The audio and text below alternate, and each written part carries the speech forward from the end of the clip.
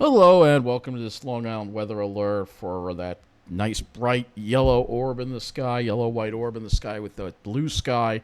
Well, the weather alert isn't for that really, but it's for the potential for thunderstorms tomorrow. However, we did have some nice sunny skies and dry air today that built in the afternoon. You could see here, this is in the afternoon, you could see there was a big cumulus buildup over Jersey, but we had a cumulus buildup mainly over the northern part of Long Island, maybe part of the central part of Long Island. This is what it looked like earlier. You can see we're clearing out some of the clouds, but other than that, it was a fantastic day today. We'll just talk about the nice, fantastic day and show you what we had. We had nice blue skies, and see there, I was at Belmont Lake again, and you can see looking over the lake.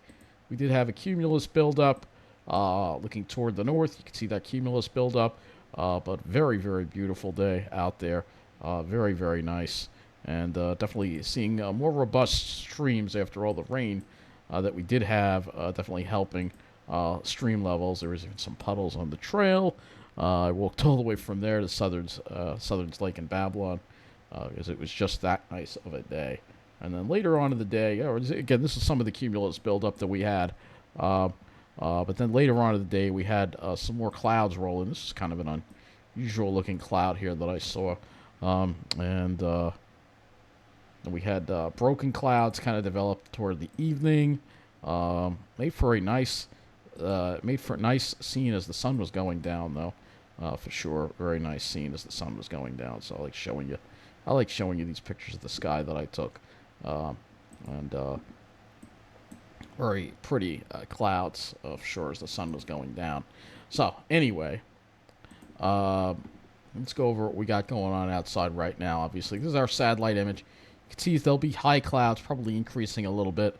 And you can see that was almost like a little front that passed through, or a little wave or something. Look at the weather map. We see a cold front to the north. We don't really see any wave there, but definitely created some clouds later, well late into the afternoon, really almost into the evening hours, really, if you think about it. It was a nice break from the gloom that we've been dealing with, for sure. And it's comfortable out there, and most of you can actually turn the air conditioner off because the temperature is, we got 57 at Farmingdale Airport.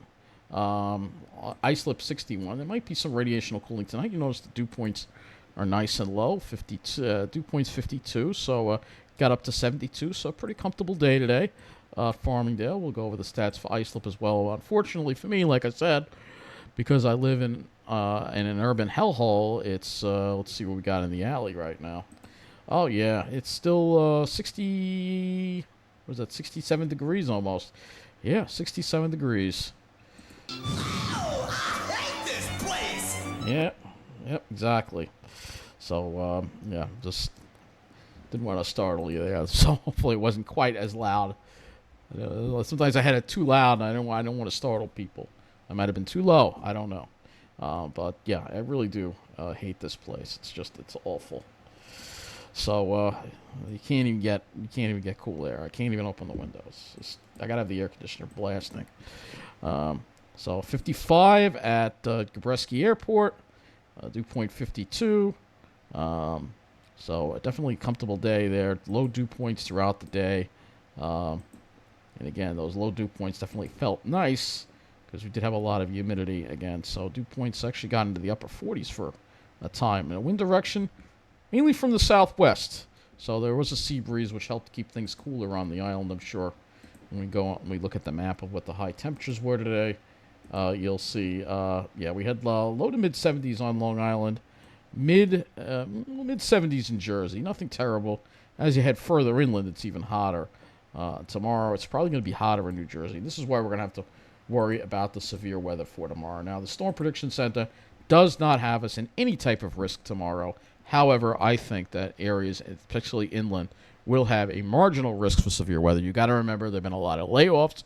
The Weather Service is not as effective as it used to be, and now it's up to us to kind of fill in the gaps a little bit, unfortunately. I wasn't planning on making a video tonight, but I felt it's important because I think we're going to need a weather alert for some strong, potentially severe thunderstorms tomorrow, because I looked at some of the Cape levels, and You know, they're up there. They are up there.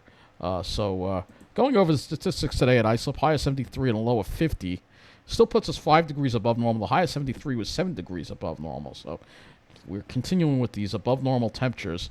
Month to date, we've gotten 1.27 inches of rain, so we are above normal, and we're going to be getting more with that system on Friday, which I'll talk about more tomorrow night. We're going to talk about the severe threat for tomorrow.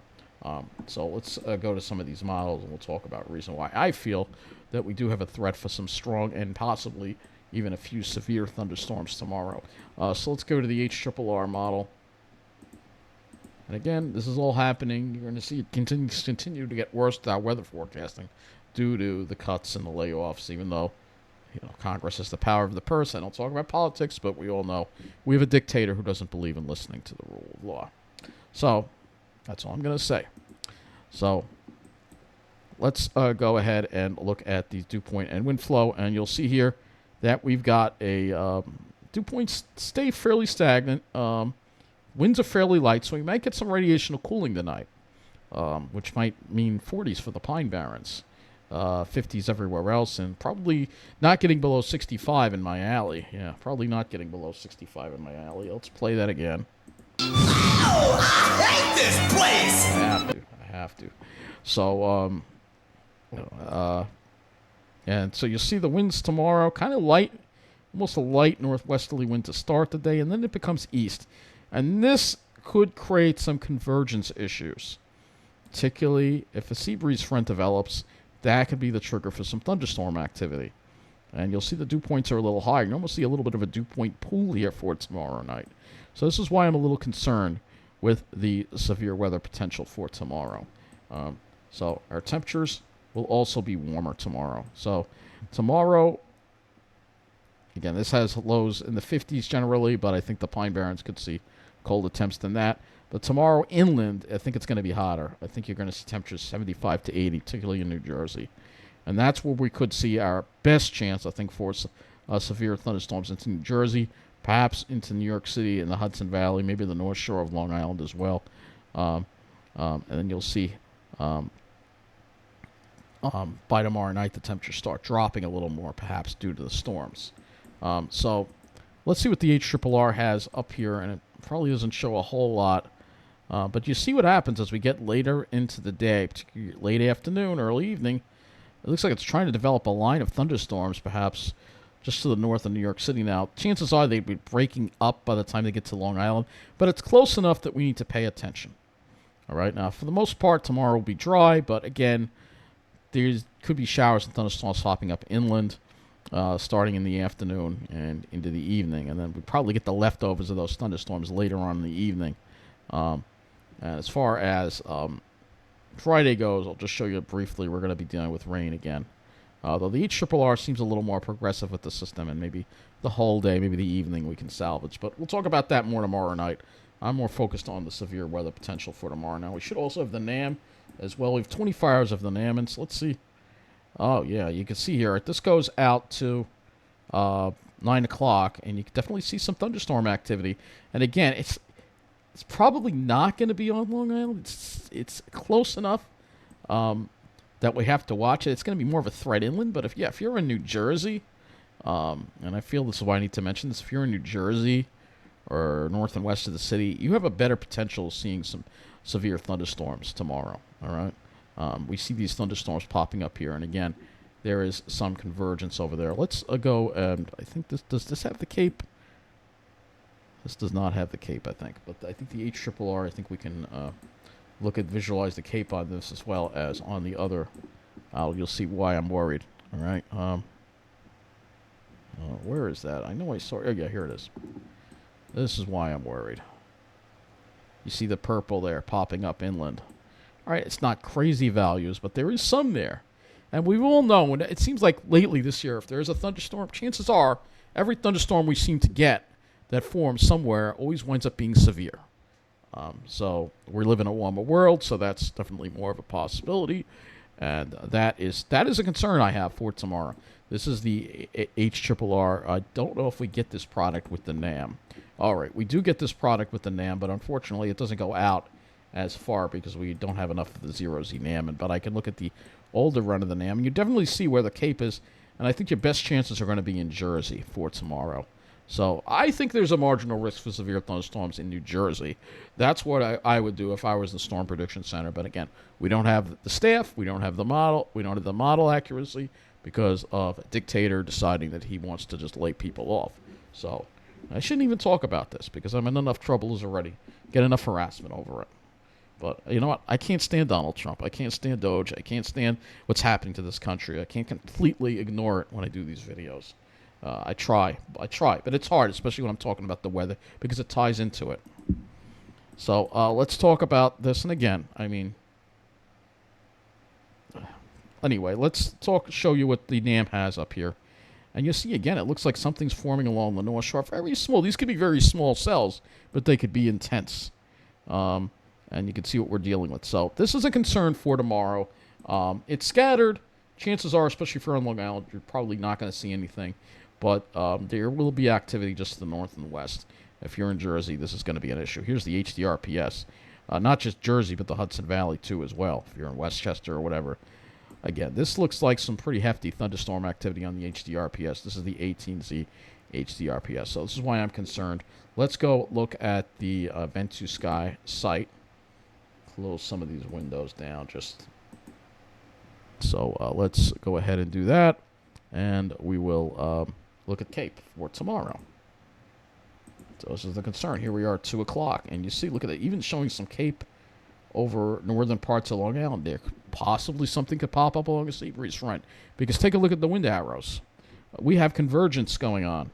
There's a sea breeze on the south shore, but a light northeast wind on the north shore. That's convergence right there. So that could help produce some thunderstorms. Some could be strong. I don't think Long Island gets severe, but it's close. The North Shore. But you definitely have good chances, I think, from central to northern Jersey, up through Connecticut, Hudson Valley. I think you're going to have a marginal risk for some severe weather for tomorrow. So if we do get severe thunderstorm warnings tomorrow, all I'm going to say is I could have told you so. And it's a shame that our once great National Weather Service has been decimated by a dictator. And now we kind of have to look at the models, our information ourselves, and kind of figure it out. So that is all for tonight. We'll see what thunderstorms develop tomorrow. Hopefully Long Island will get in on some of the action. And we've missed it, but with the onshore flow, especially by 5 o'clock, you see the arrows coming in off the ocean. That's going to tend to keep that activity inland. So as far as clouds go tomorrow, we'll actually use this model for the clouds. There'll be more in the way of high clouds tomorrow. It won't be as clear as today. Probably increasing more clouds toward later in the day. For sure, we can go to the RGEM and look at the RGEM for that as well. This is the RGEM again, showing you that activity again to the north and the west. A lot more high clouds tomorrow, so the sky probably won't have that nice, probably one of the blue sky tomorrow, but maybe there'll be some cool cumulonimbus clouds to look at. So anyway, thank you for watching. Have a good night. Pay attention tomorrow because it could get interesting later in the afternoon to the evening.